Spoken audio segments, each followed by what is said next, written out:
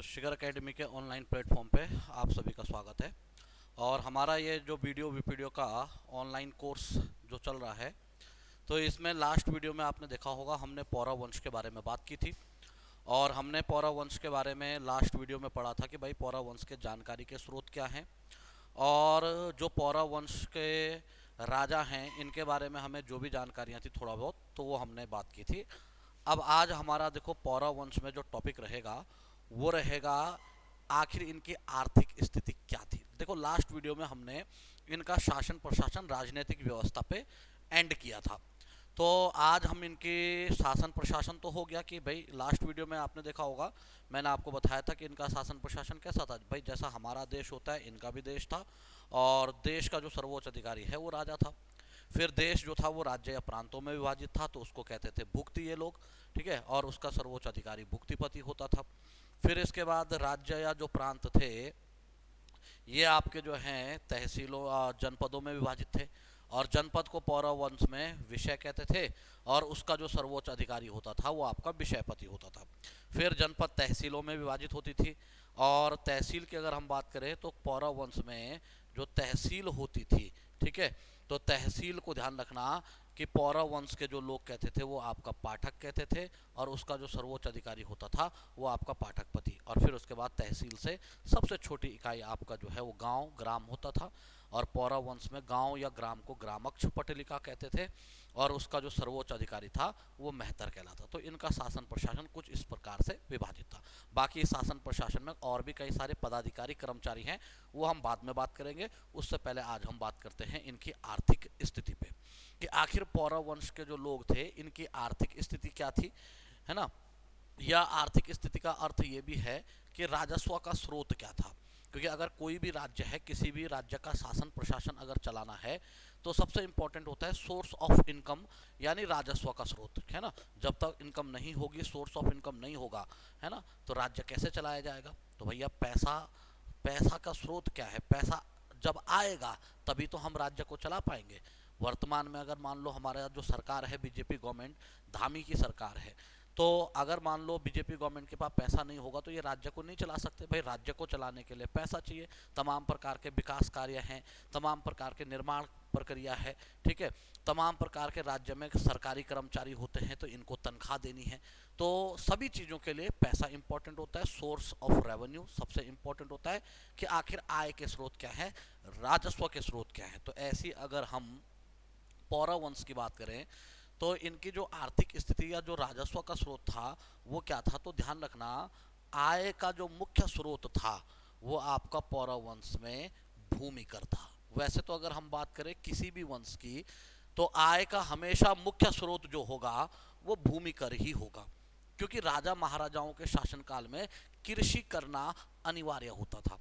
और जब राजा महाराजाओं के शासनकाल में कृषि जब अनिवार्य था, तो जाहिर सी बात है जब सभी लोग कृषि करेंगे तो अपने आप आपका क्या है भाई, कृषि आपका जो है प्रोडक्शन होगा, अनाज अच्छा पैदा होगा, और जब अनाज पैदा होगा तो जाहिर सी बात है आय का मुख्य स्रोत आपका कृषि होगा। जैसे वर्तमान की हम बात करें तो वर्तमान में कृषि नहीं है आय का मुख्य स्रोत। वर्तमान में उत्तराखंड में कृषि से रेवेन्यू आता ही कहाँ है। अगर हम दो चार जनपदों को छोड़ दें तो उसके अलावा तो सारे जनपद क्या हैं भाई, आपका कहीं भी कृषि से आपका इनकम नहीं आती, उल्टा बाजारों से लेके हम लोग खाते हैं, ठीक है। सिर्फ आपका एक उधम सिंह नगर हो गया, हरिद्वार हो गया, नैनीताल का मैदानी इलाका हल्द्वानी वगैरह वाला क्षेत्र हो गया, और देहरादून जनपद, यही तो है जहां आपका कृषि से रेवेन्यू आती है। इसके अलावा कोई भी जनपद ऐसा नहीं है जहां कृषि से रेवेन्यू आती होगी, ठीक है। तो कहने का अर्थ यह है कि पौरव वंश या कोई भी वंश हो उत्तराखंड, यहां तक कि अंग्रेजी शासनकाल में भी आय का मुख्य स्रोत कृषि होगा, ठीक है, क्योंकि कृषि जो है वो कंपलसरी था, सभी को खेती करना अनिवार्य था। तो पौरव वंश में आय का जो मुख्य स्रोत था वो कृषि कर या भूमि कर, एक ही बात है, चाहे आप कृषि कर बोलो चाहे भूमि कर बोलो, ये आय का मुख्य स्रोत था। अब इसके अलावा आय का मुख्य स्रोत तो भूमि कर था, लेकिन भूमि कर ही आय का स्रोत नहीं था, आय का स्रोत और भी थे। भूमि कर तो मुख्य हो गया, ये मेन है जहां से सबसे ज्यादा रेवेन्यू आती थी, लेकिन इसके अलावा व्यापार कर भी आय का स्रोत था, ठीक है। व्यापार कर भी आय का स्रोत होता था, ठीक है। भूमि कर मुख्य कर था, आय का मुख्य स्रोत था, लेकिन व्यापार कर भी आय का एक स्रोत था। अब बात करते हैं कि भूमि कर पौरव वंश में कैसा था, मोस्ट इंपॉर्टेंट पॉइंट। तो पौरव वंश में जो भूमि कर होता था ये उपज का 1/6 भाग होता था। जो भी प्रोडक्शन होगा उसका 1/6 भाग भूमि कर होता था। जैसे मान लो किसी व्यक्ति का 60 क्विंटल अनाज होता है, तो अगर 60 क्विंटल अनाज हुआ तो उसका 1/6 होता है 10 क्विंटल, तो यानी 10 क्विंटल भूमि कर के रूप में देना पड़ेगा। अब भूमि कर कैसा था, तो भूमि कर जो था वो 1/6 था। भूमि कर की जो दर थी वो 1/6 था। उपज का 1/6 भाग भूमि कर देना पड़ता था जनता को। अब ये जो भूमि कर था ये अनाज के रूप में दिया जाता था। ठीक है, भूमि कर कैसे दिया था, अनाज के रूप में दिया था। ठीक, और अगर हम भूमि कर की बात करें तो पौरव वंश में जो भूमि कर होता था उसको क्या कहते थे, ये इंपॉर्टेंट पॉइंट है। देखिए, आय का मुख्य स्रोत भूमि कर इतना इंपॉर्टेंट नहीं है। इंपॉर्टेंट क्या क्या है कि भाई एक तो भूमि कर की दर क्या थी, तो पौरव वंश में जो भूमि कर की दर थी वो उपज का 1/6 भाग था। और भूमि कर कैसा था, अनाज के रूप में दिया था। अगला इंपॉर्टेंट पॉइंट कि आखिर पौरव वंश में भूमि कर को क्या कहते थे। क्या भूमि कर को भूमि कर ही कहते थे या कुछ और कहते थे। तो पौरव वंश में बच्चों जो भूमि कर होता था इस भूमि कर को भाग कहा जाता था। ठीक है, जो भूमि कर होता था भूमि कर को क्या कहा जाता था, भाग कहा जाता था। ठीक है, अब बात करते हैं कि व्यापार कर भी आय का एक स्रोत था। तो व्यापार कर का अर्थ किससे है भाई, किस चीज का व्यापार करते होंगे ये पौरव वंश के लोग। तो जरा याद करिए, मैंने आपको बताया था कि वैनसांग ने अपने यात्रा विवरण में कहा था कि मैं मोयुलो यानी हरिद्वार मायापुर, ये भी ध्यान रखना है, पूछा जाता है कि वैनसांग ने मायापुर हरिद्वार को किस नाम से संबोधित किया। तो वैनसांग ने कहा कि जब मैं मोयुलो से 80 मील चला तो मैं एक ऐसे राज्य में पहुंचा जो चारों तरफ से पर्वतों से घिरा हुआ था, चारों तरफ से पर्वतों से घिरा हुआ था। तो यानी जो ये ब्रह्मपुर राज्य था, और वैसे भी उत्तराखंड की भौगोलिक स्थिति कैसी है, उत्तराखंड एक पर्वतीय राज्य है। ठीक है, तो यानी अगर हम व्यापार कर की बात करते हैं तो इस क्षेत्र में जंगल काफी होंगे भाई, पर्वतीय इलाका है, पर्वतीय क्षेत्र है। और जब पर्वतीय क्षेत्र है तो वनों की संख्या काफी होगी, और जब वनों की संख्या होगी तो वनों से भी हमें कई प्रकार से राजस्व प्राप्त हो सकता है। कैसे, तो वनों में तमाम प्रकार के पेड़ होते हैं और इन पेड़ों को काट के ईंधन के रूप में या इमारती लकड़ी के रूप में इनका प्रयोग किया जा सकता है। तो यानी वनों को बेच के भी ये लोग रेवेन्यू कमाते थे, आय, इनकी इनकम जो है वनों से भी आती थी। वनों में पेड़ होते हैं एक से एक प्रकार के, तो वनों को बेच के इनकम आती थी। इसके अलावा अगर हम बात करें वनों में, तो वनों में तमाम प्रकार के औषधीय पौधे पाए जाते हैं। भाई आज की डेट में तो एलोपैथिक मेडिसिन हो गई हैं, है ना, अंग्रेजी दवाइयाँ हो गई हैं, लेकिन उस जमाने में एलोपैथिक मेडिसिन थोड़ी ना थी, अंग्रेजी दवाइयाँ थोड़ी ना थी। जो भी उपचार होता होगा वो आयुर्वेदिक दवाइयों से होता होगा, जड़ी बूटियों के माध्यम से होता होगा। तो भाई जब ये पर्वताकार राज्य है, पर्वतों से घिरा हुआ राज्य है, जंगलों से आच्छादित राज्य है, वनों से आच्छादित राज्य है, तो यहाँ एक से एक प्रकार की जड़ी बूटियां भी पाई जाती होंगी। तो यानी इन जड़ी बूटियों का भी व्यापार किया जाता होगा, उससे भी इनकम आती होगी। इसके अलावा अगर हम बात करें तो इसके अलावा अगर हम बात करते हैं तो इन जंगलों से, ठीक है, जब पर्वतीय इलाका है, ठीक है, पर्वतों से घिरा हुआ क्षेत्र है, तो जाहिर सी बात है कि खनिज तत्व भी पाए जाते होंगे। और जब खनिज तत्व पाए जाएंगे तो इन खनिज तत्वों को भी बेच के इनकम आती होगी। जो खनिज तत्व होंगे इन खनिज तत्वों को बेच के भी इनकम आती होगी। तो यानी व्यापार कर की अगर हम बात करें तो हमारा व्यापार कर का अर्थ है किससे, भाई आपका जो वन है, जो जंगल हैं, वनों में जंगलों में जो पेड़ पौधे हैं इनको बेच के इनकम आती। ठीक है, व्यापार कर का अर्थ है वन, वनों से इनकम आती, प्लस वन के अलावा अगर हम बात करें औषधियाँ, जो औषधियाँ होंगी इन औषधियाँ से भी इनकम आएगी, औषधियों से भी इनकम आएगी, प्लस इसके अलावा खनिज तत्व पाए जाएंगे, इन सब से भी इनकम आएगी। तो व्यापार इन चीज़ों का होता था और इनसे भी ये लोग इनकम कमाते थे। अब इंपॉर्टेंट पॉइंट, ठीक है, ये तो क्लियर हो गया होगा कि व्यापार कर का अर्थ क्या है, किस चीज़ का आखिर ये व्यापार करते। अब इंपॉर्टेंट ये है कि पौरव वंश में जैसे हमने कहा कि आय का मुख्य स्रोत भूमि कर था और भूमि कर को ये लोग कहते थे भाग। तो ऐसी इंपॉर्टेंट है कि जो व्यापार कर होता था, इस व्यापार कर को किस नाम से जाना जाता था। तो अगर पौरव वंश की बात करें तो पौरव वंश में जो व्यापार कर होता था, इस व्यापार कर को हिरण्य या भोग कहते थे। ठीक है, ये मोस्ट इंपॉर्टेंट पॉइंट है कि व्यापार कर को हिरण्य या भोग कहा जाता था। ठीक है, तो ध्यान रखना कि पौरव वंश में जो व्यापार कर था, व्यापार कर को हिरण्य या भोग कहा जाता था। फिर अगला इंपॉर्टेंट पॉइंट कि पौरव वंश में व्यापार कर को हिरण्य या भोग कहते थे, और अगर हम बात करते हैं भूमि कर की तो भूमि कर को भाग कहते हैं। अब बात आती है कि भूमि कर वसूलने वाला जो अधिकारी होता होगा, भाई जब रेवेन्यू आएगा टैक्सेस सिस्टम के तहत कोई ना कोई टैक्सों को भी तो वसूलता होगा, टैक्सों की वसूली करने वाला भी तो होगा। जैसे आज की डेट में भी अगर हम बात करें तो हमारा रेवेन्यू सिस्टम के तहत तमाम प्रकार के अधिकारी होते हैं जो टैक्सों को वसूलते हैं। आपने सुना होगा एक्साइज इंस्पेक्टर, कस्टम इंस्पेक्टर, है ना, सेल टैक्स इंस्पेक्टर, आपने तमाम प्रकार के डिपार्टमेंट सुने होंगे जो टैक्सेस से रिलेटेड है, इनकम टैक्स। तो इन सभी का काम क्या है, रेवेन्यू कलेक्ट करना। ठीक है, जो लोग देश में जो कमा रहे हैं किसी भी माध्यम से, इनसे टैक्स वसूलना, जीएसटी सुना होगा। तो ऐसे ही इनके तहत भी भाई ये लोग जब व्यापार कर या भूमि कर जो था ये इनके आय के स्रोत थे, तो इन जो ये कर के स्रोत हैं, भूमि कर है चाहे व्यापार कर है, तो कोई ना कोई इन चीजों को भी देखता होगा कि भाई भूमि कर की जिम्मेदारी किसके पास है, व्यापार कर की जिम्मेदारी किसके पास होगी। तो इन अधिकारियों को क्या कहा जाता था, तो ये भी इंपॉर्टेंट है।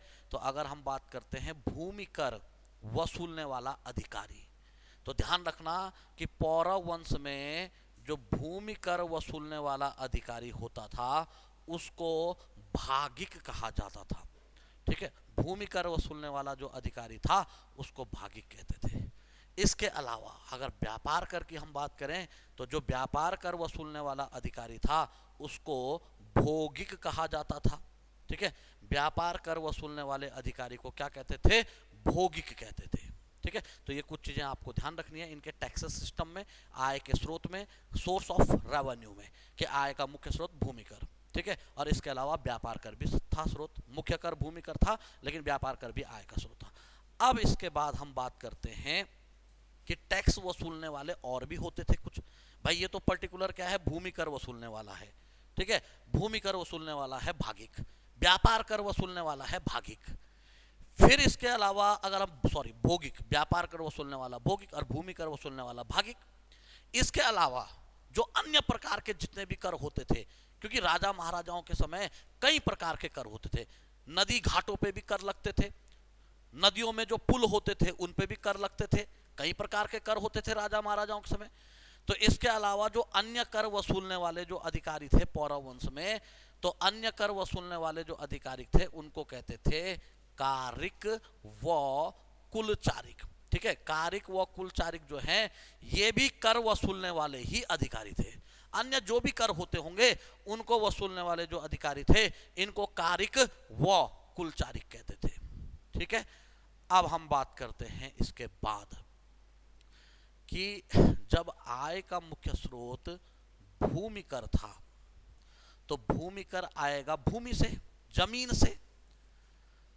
तो जब भूमि कर भूमि से आएगा, जमीन से आएगा, तो राज्य में कितनी जमीनें हैं, और राज्य में कितनी जमीनें हैं पता चलेगा कैसे, जब भूमि मापेंगे, जमीनों की नपाई होगी। तो यानी हम बात करते हैं भू व्यवस्था की।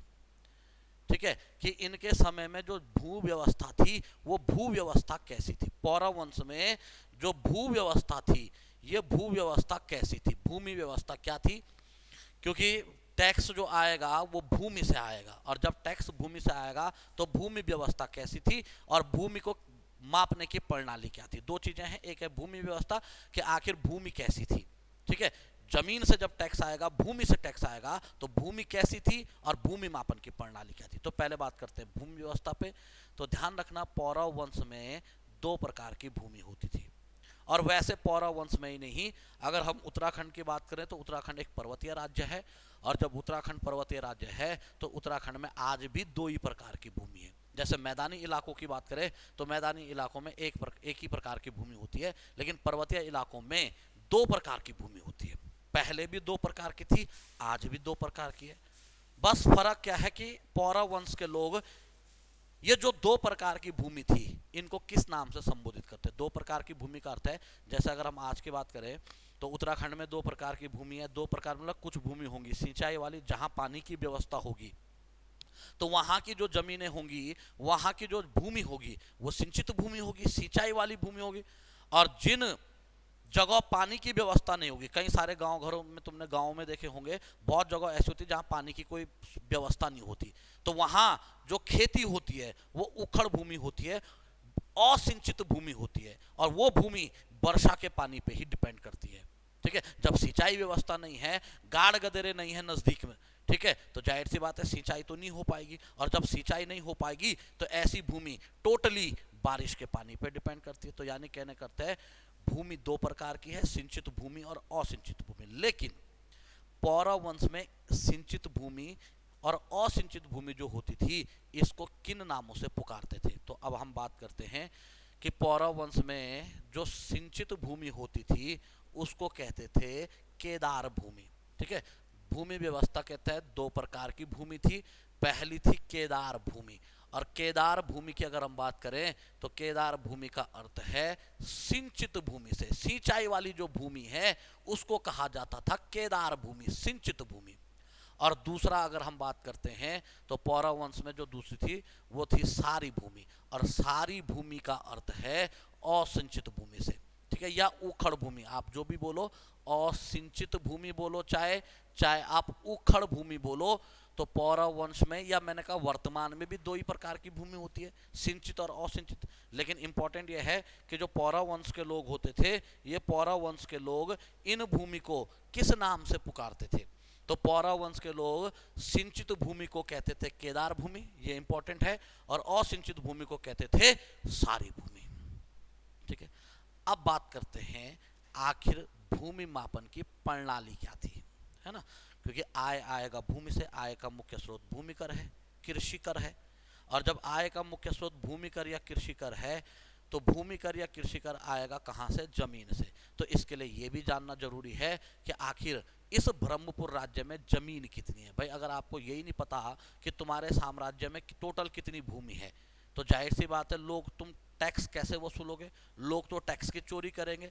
किसी के पास 10 बीघा भूमि है, वो बोलेगा केवल मेरे पास 5 ही बीघा भूमि है, 5 बीघा पे टैक्स देगा ही नहीं। तो जाहिर सी बात है राज्य में भू व्यवस्था के तहत भूमि भी नपाई होगी, और जब भूमियों की नपाई, जमीन की नपाई होगी तो तभी तो पता चलेगा राज्य में कितनी जमीन है। तो अब हम बात करते हैं भूमि मापन प्रणाली पे। तो पौरव वंश की अगर हम बात करें तो पौरव वंश में भूमि मापन जो प्रणाली थी, या भूमि मापने की जो प्रणालियां थी वो 3 प्रणालियां थी। ठीक है, पौरव वंश में भूमि मापन की 3 प्रणाली थी, और वो 3 प्रणाली कौन कौन सी थी। तो सबसे पहली जो प्रणाली थी वो थी, आपकी ध्यान रखना, पहली प्रणाली जो थी वो थी द्रोणवापम। सबसे पहली प्रणाली थी द्रोणवापम, फिर दूसरी थी आपकी खारवापम, दूसरी प्रणाली थी खारवापम, और तीसरी जो प्रणाली थी वो थी कुल्यवापम। ठीक है, पौरव वंश में भूमि मापन की 3 प्रणालियां थी, पहली द्रोणवापम, खारवापम दूसरी, और तीसरी हो जाएगी कुल्यवापम। अब बात करते हैं कि ये जो पहली प्रणाली है द्रोणवापम, दूसरी प्रणाली खारवापम, तीसरी कुल्यवापम, तो थोड़ा इनको समझ लेते हैं कि द्रोणवापम क्या हुआ, खारवापम क्या है, कुल्यवापम क्या है। तो अगर हम द्रोणवापम की बात करते हैं तो द्रोणवापम का अर्थ होता है भूमि को दोण में मापना। ठीक है, जमीन को दोण में मापना, और जमीन को दोण में मापना मतलब कि जैसे आपने देखा होगा कि आज के डेट में वर्तमान में सभी लोग शिक्षित हैं, और जब सभी लोग शिक्षित हैं तो अगर आप किसी व्यक्ति से पूछोगे कि भाई तुम्हारे पास कितनी जमीन है, या तुम्हारा कोई खेत है, और पूछा जाए कि ये खेत कितना है, तो आपने सुना होगा कोई बोलेगा कि ये खेत जो है भाई आपका 5 नाली का खेत है, कोई बोलेगा 10 नाली का खेत है। जहां नाली सिस्टम होगी, जैसे गांव घरों में, ग्रामीण क्षेत्रों में अगर आप जाओ, गांव घरों में, पर्वतीय इलाकों में, तो वहां आज भी जमीनों को नाली या मुट्ठी में मापा जाता है। ठीक है, नाली से ही छोटी इकाई मुट्ठी होती है, एक नाली जो है वो 16 मुट्ठी की होती है। तो यानी गांव घरों में जमीनों को नाली या मुट्ठी में मापते हैं। अगर शहरी इलाकों की हम बात करें, तो जैसे देहरादून की हम बात करें, तो भाई तुम्हारे पास कोई प्लॉट है, कोई खेत है, तो अगर हम पूछे कि ये खेत कितना है, तो आज के डेट में सभी लोग शिक्षित है, तो कोई बोलेगा हमारे पास 5 बीघा का खेत है। ठीक है, कोई बोलेगा हमारे पास 10 बीघा का खेत है, या कोई बिस्वा में बोलेगा कि 15 बिस्वा है, कोई बोलेगा कि ये जमीन हमारे पास जो है वो आपका 400 गज है, या मीटर स्क्वायर में बोलेगा, या वर्ग फुट में बोलेगा। लेकिन अगर आप किसी पुराने ज़माने के लोग को पूछोगे, गांव घरों में खास तौर पे जो पुरानी महिलाएं होती हैं, जो माताएं दादियां होंगी पुरानी, जो बुजुर्ग, अगर आप उनसे पूछोगे तो उनको नाली नूली नहीं पता कि नाली क्या होता है ना, बीघा क्या है, बिस्वा क्या है, गज क्या है, वर्ग मीटर क्या है, स्क्वायर फुट क्या है, उनको ये नहीं पता। आप उनको पूछना कि ये खेत कितना है, तो वो जवाब देंगे कि हमारा ये जो खेत है वो 20 दोण का खेत है। मतलब अगर किसी खेत में 20 दोण अनाज पैदा होता है तो इसका मतलब वो खेत 20 दोण का हुआ। किसी खेत में अगर 15 दोण अनाज पैदा होता है तो इसका मतलब वो खेत 15 दोण का है। तो यानी वही द्रोण मापम है कि जिस खेत में जितना अनाज पैदा होता था उसी में कैलकुलेट करते थे। ठीक है, कि अगर मान लो किसी खेत में 10 दोण अनाज हुआ, अभी मैं दोण भी समझाऊंगा दोण क्या होता है, लेकिन फिलहाल इतना समझो कि अगर किसी खेत में 10 दोण अनाज हुआ तो यानी वो खेत 10 दोण का हो गया। किसी खेत में 15 दोण अनाज हुआ तो वो खेत 15 दोण का हो गया।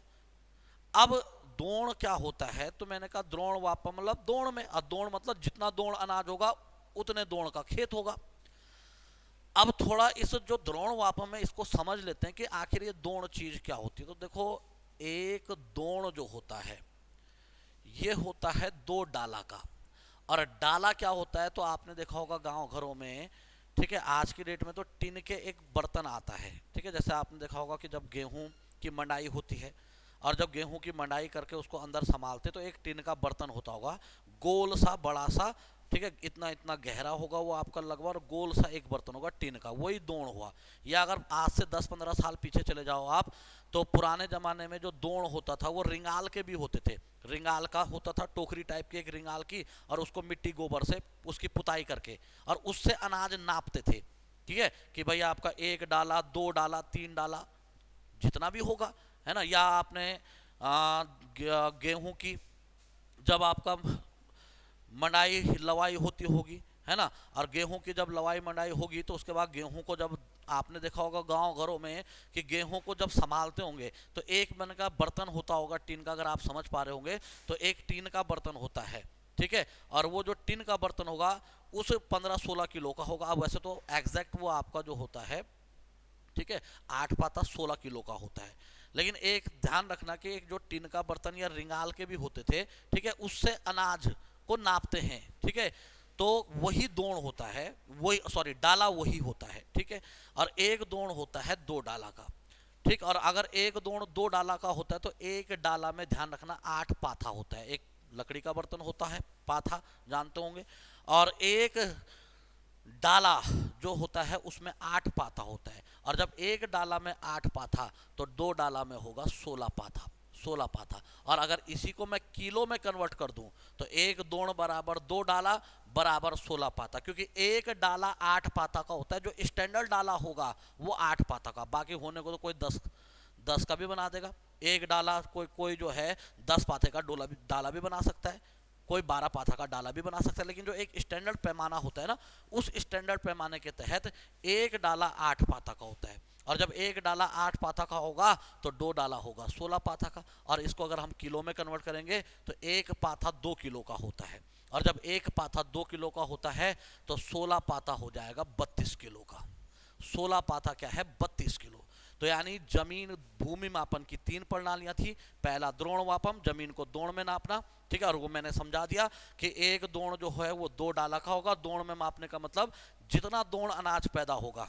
ठीक है, किसी खेत में अगर सपोज दैट आपका जो है मान लो 50 डाला अनाज पैदा हुआ तो एक दोण होता है कितना, 2 डाला। और 50 डाले का अर्थ है कि 25 दोण का खेत, 25 दोण का खेत हो गया वो। ठीक है, तो एक दोण 2 डाला बराबर 16 पाथा बराबर 32 किलो।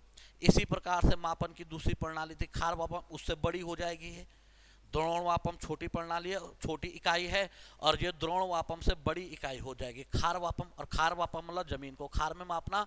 और एक खार जो होता था, ठीक है, एक खार जो है वो 20 दोण का होता था। एक खार क्या होता था? 20 दोण का, ठीक है। और उससे भी बड़ी इकाई कुल्यवापम। बाकी ये कुल्यवापम क्या है इसके बारे में कोई जानकारी नहीं मिलती, लेकिन ध्यान रखना कि कुल्यवापम भी एक प्रणाली थी, ठीक है। कुल्यवापम के बारे में कोई जानकारी नहीं मिलती कि ये कुल्यवापम क्या था, लेकिन मापन की 3 प्रणालियां थी। ये मत सोचना कि कई जगह आप देखोगे 2 ही प्रणाली भी दिखाता है, क्योंकि एक्चुअल में कुल्यवापम के बारे में कोई जानकारी नहीं है कि कुल्यवापम था क्या, ठीक है। लेकिन कुल्यवापम भी एक प्रणाली थी मापन की ही। तो जिस कारण कुल्यवापम के बारे में जब थोड़ा क्लियर नहीं है क्या था, ठीक है, मापन की प्रणाली थी पर लेकिन ये कुल्यवापम है क्या, जैसे मान लो ये तो तुम समझ गए, द्रोण वापम मतलब द्रोण में मापना, और एक द्रोण बराबर 2 डाला बराबर 16 पाथा बराबर 32 किलो। खार वापम मतलब खार में मापना, और एक खार होता था 20 द्रोण का, और अगर इसको किलो में बदलेंगे तो भैया एक द्रोण होता है 32 किलो का, तो 20 द्रोण हो जाएगा 640 किलो का, 640 किलो का। और उससे भी बड़ी यूनिट होती थी कुल्यवापम। और कुल्यवापम क्या है तो थोड़ा इसका कोई एक्सप्लेनेशन नहीं मिलता, लेकिन ध्यान रखना कुल्यवापम भी मापन की एक प्रणाली थी। तो यानी पौरव वंश में मापन की टोटल कितनी प्रणालियां थी? 3 प्रणाली थी, ठीक है। अब बात करते हैं हम थोड़ा सा कि पौरव वंश में जो अधिकारी कर्मचारी होते थे, है ना, इनको जिन जिन के बारे में हमें अभिलेखों से पता चलता है, इनको किन नामों से संबोधित किया जाता था।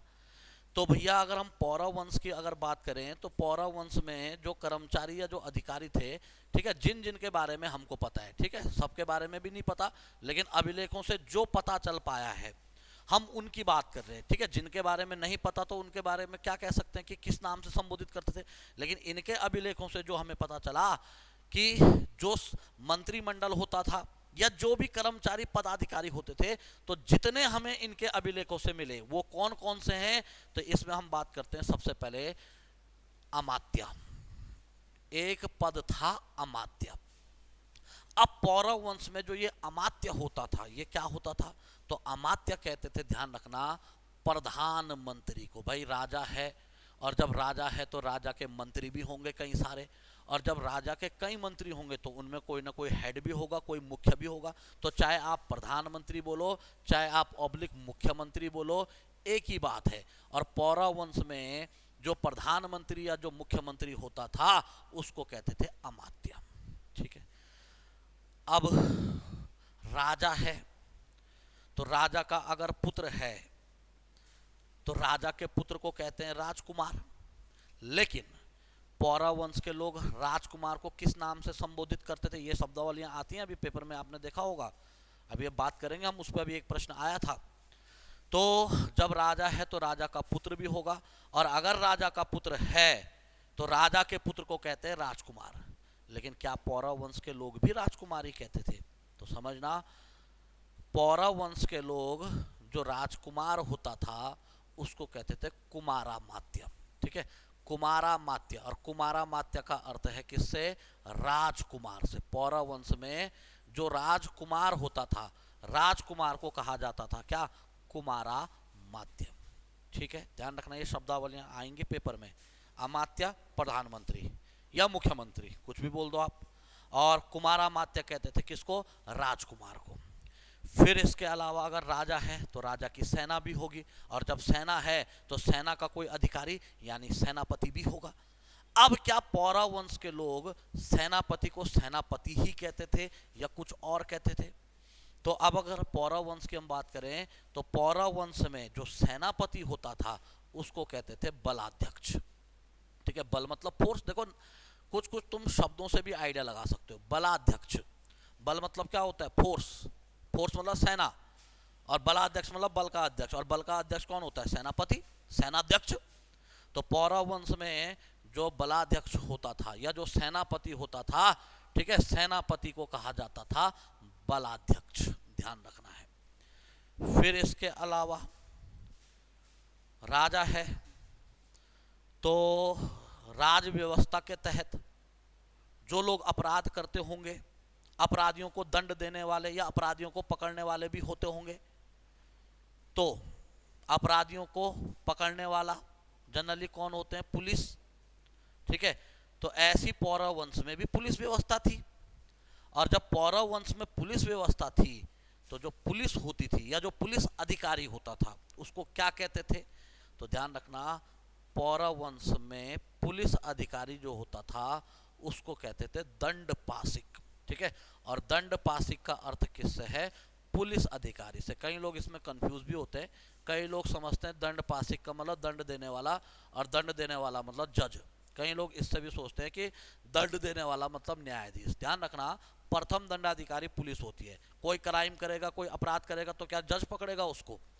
अरे वो तो बात की बात है, सबसे पहले पुलिस पकड़ती है, पुलिस केस करेगी, तब मामला कोर्ट में जाएगा, तब न्यायाधीश फैसला करेगा, सुनवाई करेगा उस पर।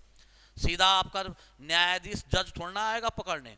तो दंडपासिक का अर्थ न्यायाधीश से नहीं है, कई बार लोग न्यायाधीश भी समझते हैं। दंडपासिक का अर्थ होता है पुलिस अधिकारी। ठीक है, प्रथम दंडाधिकारी ध्यान रखना पुलिस होती है। सबसे पहले कोई भी क्राइम करेगा किसी भी प्रकार का, पहले पुलिस ही पकड़ेगी, पुलिस दंडित करेगी। मामला अगर वहीं सुलझ गया तो ठीक है, नहीं तो कोर्ट में जाएगा मामला, तब जज के सामने जाएगा। तो ध्यान रखना, दंडपासिक का अर्थ है पुलिस अधिकारी से।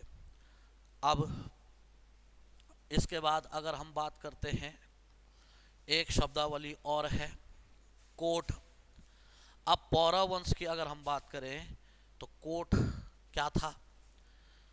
राजा है, और जब राजा है तो राजा का महल भी होगा, है कि नहीं है भाई? जब राजा है तो महल भी तो होगा। ये थोड़ा ना कि राजा किराए के मकान पे रह रहा है ना, कि 2 रूम सेट किराए पे ले रखा और किराए के मकान पे रहे, ऐसा नहीं होगा। मुख्यमंत्री बनाया होगा तो मुख्यमंत्री आवास भी तो होगा, मुख्यमंत्री को आवास भी आवंटित किया होगा, है ना। और मुख्यमंत्री आवास होगा डेफिनेटली, तो ऐसे राजा है तो राजा का महल भी होगा।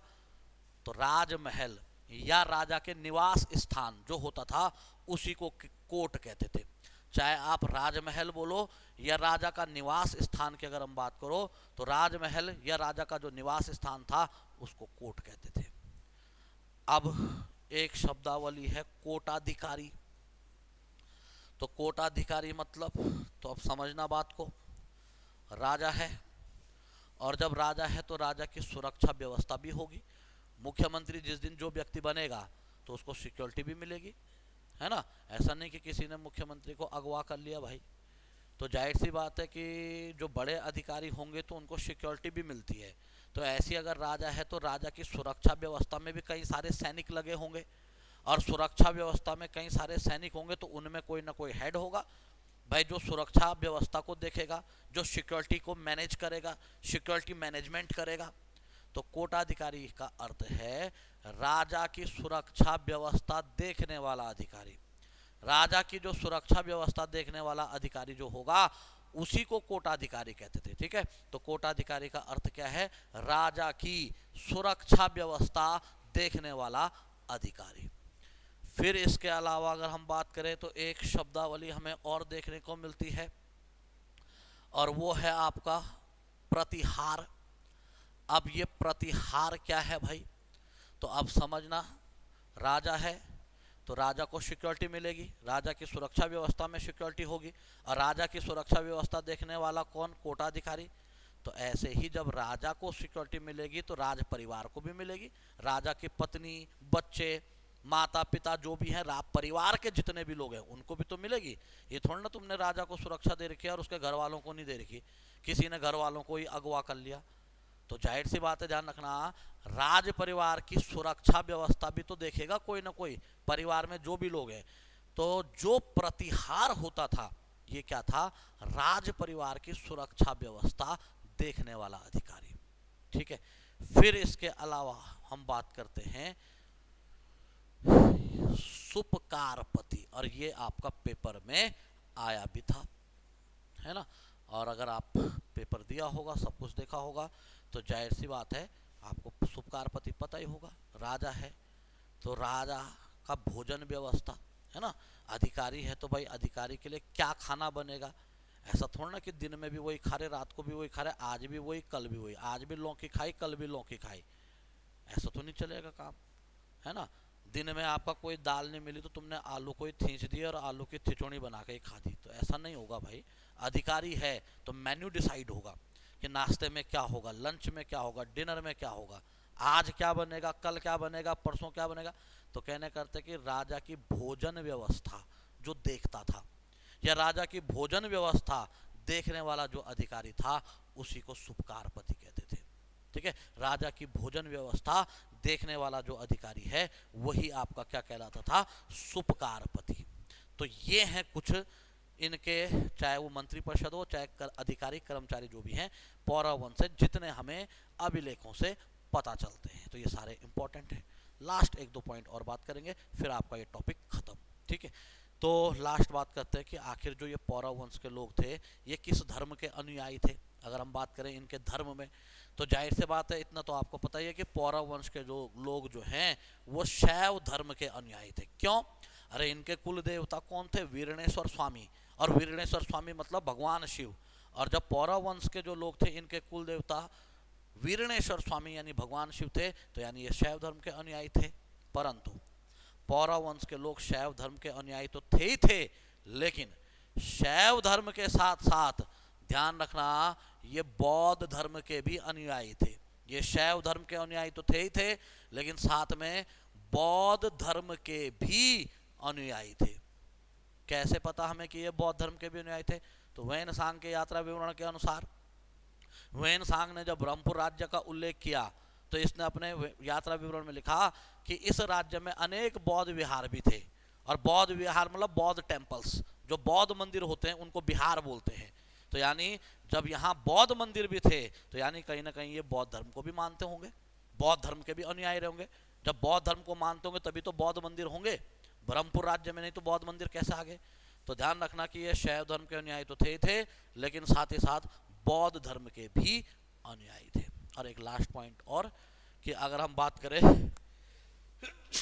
कि जो ये पौरव वंश के लोग थे, अगर हम बात करते सॉरी, तो अगर हम बात करते हैं कि इनके राजकीय पशु पे, तो तुमने एक चीज मैंने लास्ट वीडियो में बताया था कि भैया ये लोग अपने आप को गौ ब्राह्मण हितैषी कहलाना पसंद करते थे।